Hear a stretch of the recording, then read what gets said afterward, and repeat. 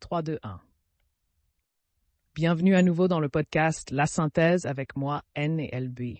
C'est un podcast quotidien sur le macro, le Bitcoin et les grands changements qui transforment actuellement notre monde. Nous sommes le mercredi 17 avril et aujourd'hui, nous nous demandons si le rallye est terminé.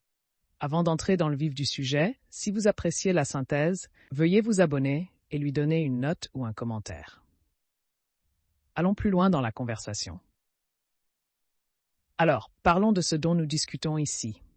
Je préempterai toute chose et dirai que je ne suis pas pessimiste, je ne suis pas inquiet, mais c'est un sujet de conversation, un récit émergent, il vaut donc la peine d'être exploré. Le cours du Bitcoin a plus que doublé pour atteindre de nouveaux records historiques, et on se demandait où pourrait venir un nouvel élan. Le Bitcoin a baissé de près de 10% depuis la fin de la semaine dernière. Il y a probablement eu un effet de la première annonce sur la mise en place d'un ETF, fonds négocié en bourse sur le Bitcoin, ce qui a contribué à stimuler la demande et la corrélation avec l'or. Maintenant que cette demande s'est tassée, le marché a perdu un fort catalyseur.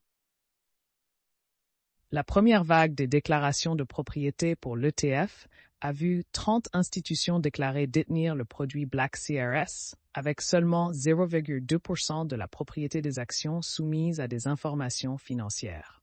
Cela suggère que la majorité des détenteurs sont des entités beaucoup plus petites et des investisseurs de détail. Aucune des institutions n'a déclaré une grande allocation de portefeuille. Le fonds d'investissement de Fidelity n'avait que 11 détenteurs.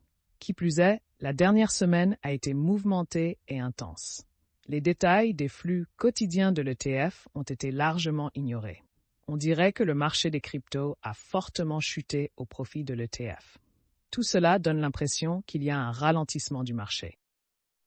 Les investisseurs s'interrogent de plus en plus sur les inquiétudes persistantes au sujet de l'inflation et de la hausse du rendement des obligations. De plus, il semble que l'optimisme qui alimentait le rallye du Bitcoin commence à s'estomper. Il est possible que nous voyions un phénomène similaire se produire à la hausse récente des prix du Bitcoin.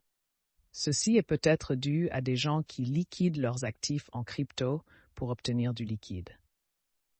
À ne pas oublier, cependant, que les actifs crypto et le Bitcoin en particulier sont extrêmement adaptatifs en termes de narration.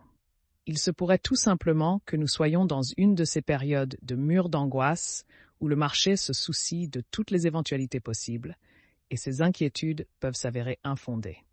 On peut aussi voir cela comme une montagne russe, une expérience passionnante en soi. Après tout, c'est ça le Bitcoin, non?